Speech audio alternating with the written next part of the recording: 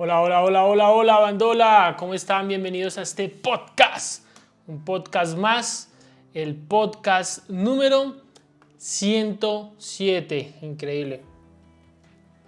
Bienvenidos todos al podcast número 107, donde vamos a seguir hablando sobre burlar al diablo y esta vez vamos a entrar sobre una de las otras artimañas que utiliza el diablo para podernos dominar y les va a sorprender cuál es, porque es una industria en la cual yo me muevo. Así que saca tu cuaderno, tu lápiz y vamos a comenzar.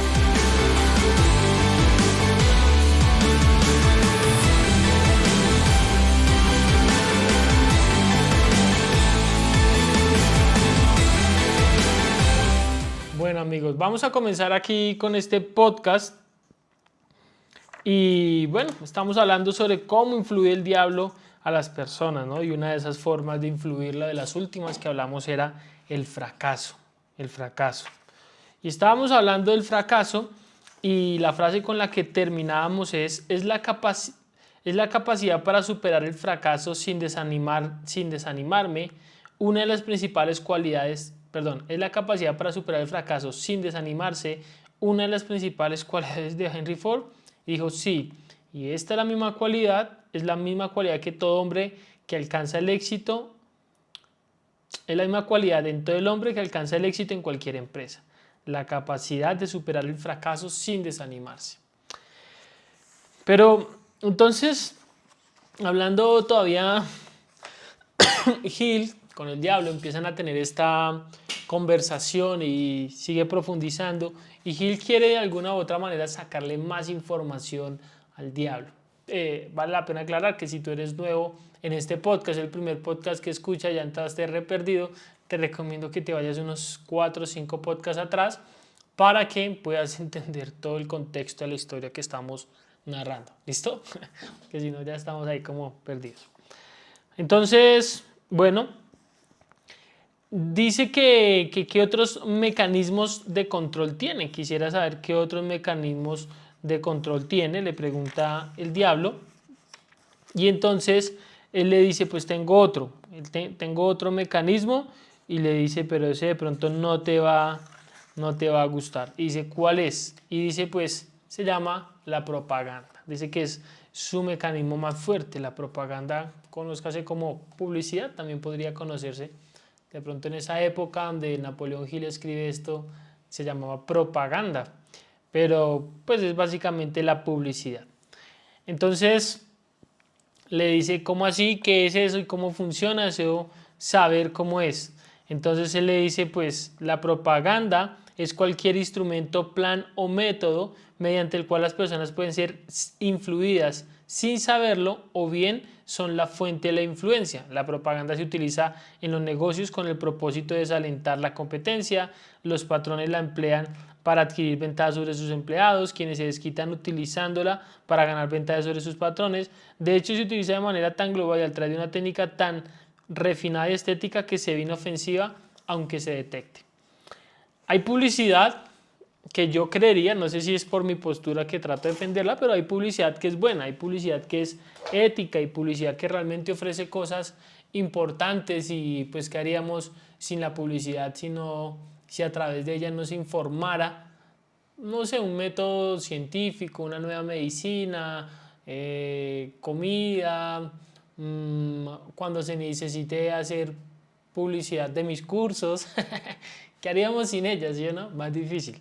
Pero acá en especial veo que se refiere mucho como a la manipulación, o sea, la crítica no es a la propaganda como tal, es a cómo nos manipulan a través de alguna propaganda. Por eso tenemos que estar muy atentos sobre lo que escuchamos y sobre lo que vemos, lo que metemos a nuestra cabeza. Y esto lo he hablado muchas veces y, ay, hijitos míos, ojalá mis hijos cuando escuchen esto entiendan lo que estoy diciendo. Y ojalá tú que me estás escuchando hoy lo entiendas, porque a veces hablo con la gente y la gente piensa que es mentira. La gente no le da la importancia a esta vaina, a la importancia de qué le metemos a nuestra cabeza, qué información le metemos. Si le metes esa basura de música del reggaetón todo el tiempo, si le metes también la música de despecho de otros géneros, si le metes esa música a tu cabeza, si le estamos metiendo redes sociales, noticias de redes sociales, relaciones y cosas falsas de redes sociales, pensamientos estúpidos de redes sociales. Si le estamos metiendo eso a nuestra cabeza, ¿cómo vamos a resultar pensando? Hoy estaba pensando incluso otra vez en esto. Ningún ser humano, ningún ente, ningún ser es inmune a su entorno. Ninguno. Así que debemos cuidar lo que nos rodea, lo que vemos. Porque un niño deja de soñar, porque un niño deja de crear. Porque se sumergió en el entorno incorrecto. Se sumergió en el entorno incorrecto. Hoy hablaba de mi mamá con eso. Decía, pues, ¿cómo hace para uno criar un niño y que deje su capacidad de crear, su capacidad de asombro, su capacidad de creer que todo es posible? ¿Por qué empieza a creer que no es posible? Por el entorno. Sus papás, sus abuelos, sus tíos, sus compañeros, su colegio. A veces me causa un poco de temor eso en el aspecto de cómo controlarlo, cómo ayudar, cómo estar 100% con los hijos para que no sean influenciados mal.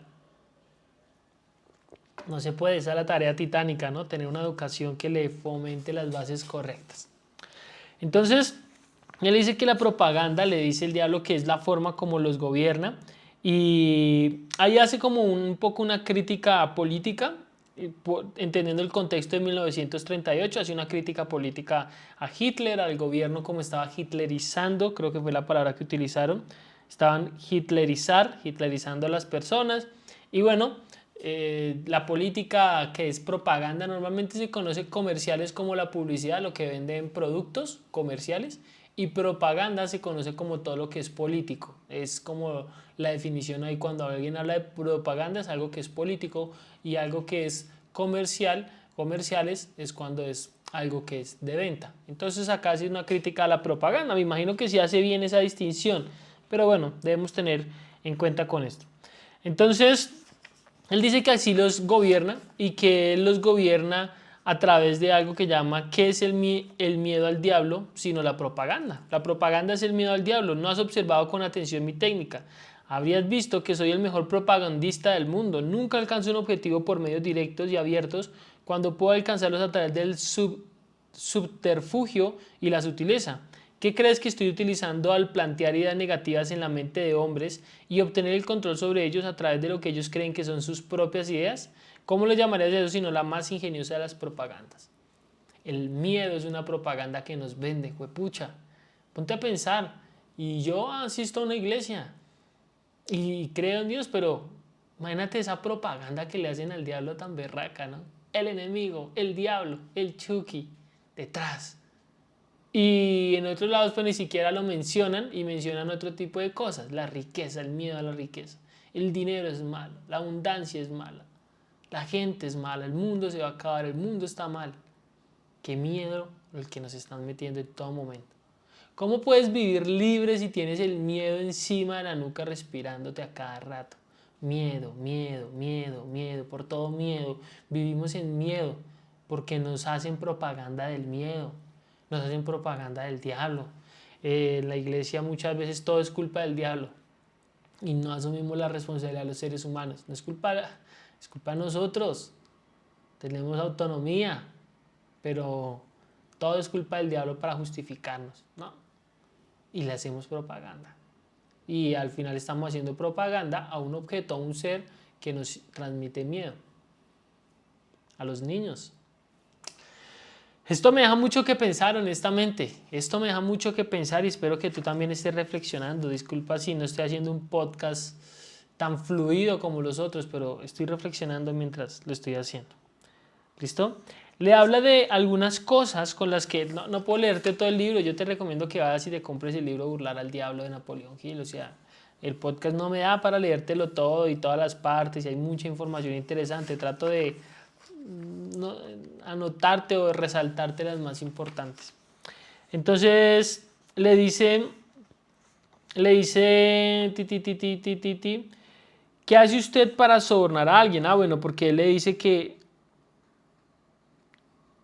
ahora estamos llegando a algún lado. Exactamente cómo convierte a los seres humanos en propagandistas y los atrae hacia el autoconfinamiento. Cuénteme la historia con todos sus detalles escabrosos. Esta es la parte más importante de su confesión.